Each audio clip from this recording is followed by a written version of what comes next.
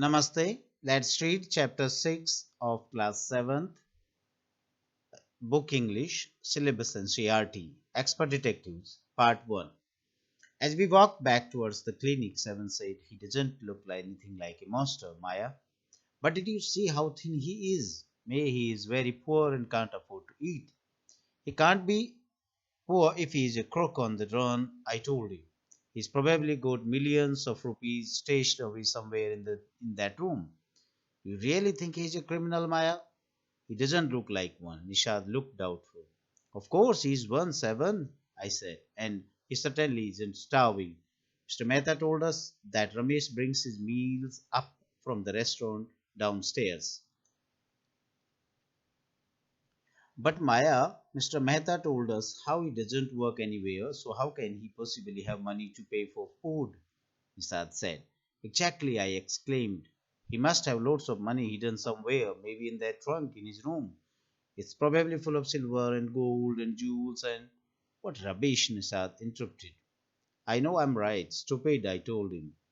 By the way, Seven, did you see his scars? I couldn't. It was too dark, but I bet he got them during a shootout with the police or something. Mummy told us quite clearly they were burn scars, Nishad said firmly.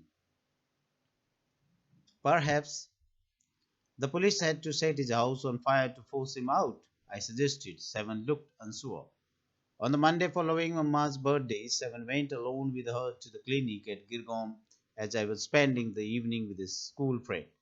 When they returned, Nisar told me he had been to see Mr. Nath, and I felt most annoyed that I hadn't been there.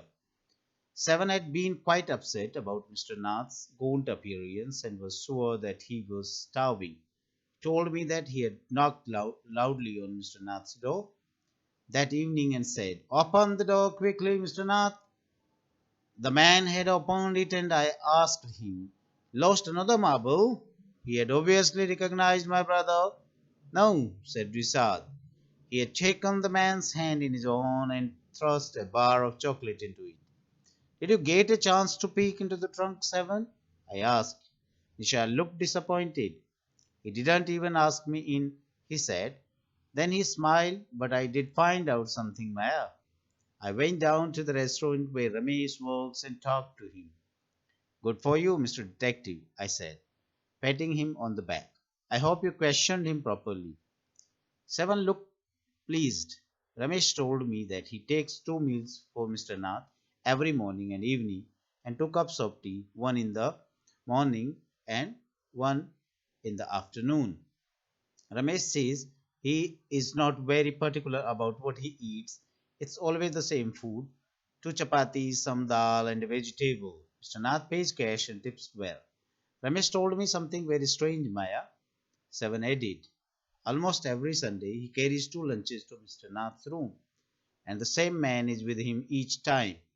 He's tall, fair, stout, and wears spectacles. Ramesh says his visitor talks a lot, unlike Mr. Nath, who hardly speaks. "Well done, Nisad," I told him. "Now that we have made some progress with our inquiries, we will have to sort out all the facts like expert detectives so that we can trap the crook." "How you do go on, Maya," Seven sighed. "How can you possibly imagine he's a crook? He looks so ordinary. Criminals can look quite ordinary, smarty," I retorted. "Did you see the picture of the Hyderabadi housebreaker in the papers yesterday? He looked like any man on the street." Nisar looked doubtful. The monsoons broke the next day. Dark clouds accompanied by blinding flashes of lightning and roaring rolls of thunder burst with all their fury, flooding the streets with a heavy downpour.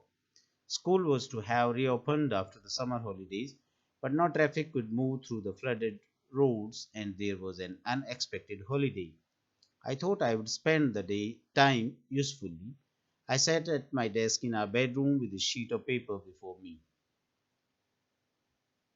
Part second. I wrote in large block letters, "Catching a crook. Expert detectives Nisad and Maya Pandit. By appointment to the whole world." Then I began writing. About half an hour later, I turned towards Seven, who was lying on his tummy, chin cupped in his palms. "Reading comics? Want to hear what I have written?" I asked. He looked up questioningly. I have listed all the facts we know about Mr. Nath, which might help us to trap him, I said. Want to hear? Seven nodded. Fact number one, I read. His name is Mr. Nath. We must discover his first name. Do you think that's his real name, Maya? Nishad asked. Probably not, I said. Most crooks have an alias. I added a big question mark after Nath. Fact number two. I read on the tenants at Shankar House say he is made strange and unfriendly. Number three. He doesn't talk to anyone and is mannerless.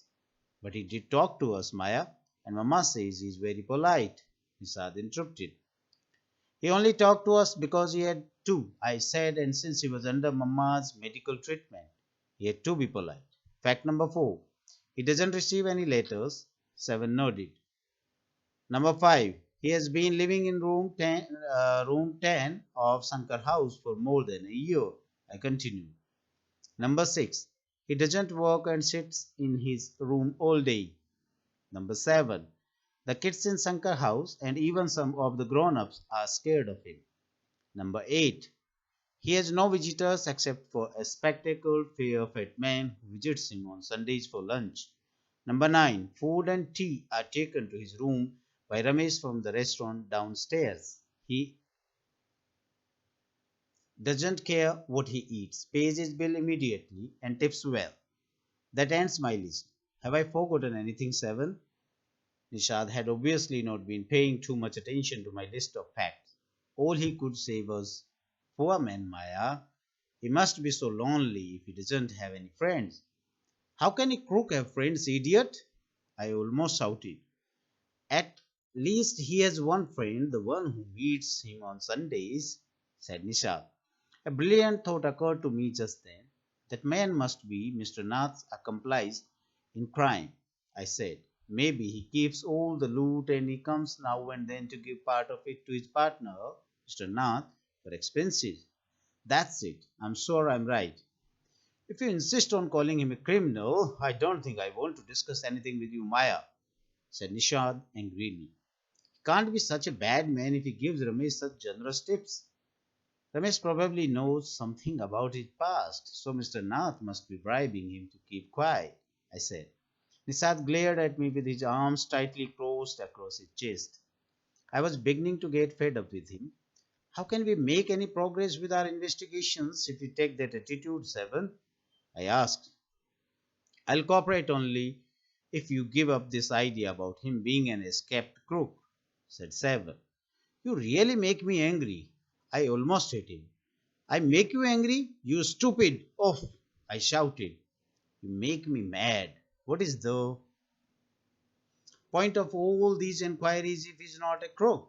If you think he's a nobody, what's the idea of bothering about him? Please tell me. Nishad looked thoughtful. I would like to find out why he is so thin and why he is so lonely. I want to know why he doesn't have any friends and lives alone. Try to understand, Seven. I told him. If he has lived in Sankar house for a year and hasn't made a single friend, there is something wrong. He's obviously scared that someone will recognize him and give him up to the cops. Maybe no one's tried to make friends with him. Nishad protested. Why should anyone bother? You have seen what a nasty bear he is, I said. I don't care, said Nishad stubbornly. I like him and I'm going to try and be his friend. Friends with a crook? Ha! You are crazy? Seven? I said. The cops will take you to jail with him. Do you want that to happen, you idiot? Nishad merely glared at me and quietly walked out of the room. My theories seemed to have made no impression on him at all. Written by Sharda Dwivedi. So, friends, keep watching the video and improve your reading skills. Thank you very much.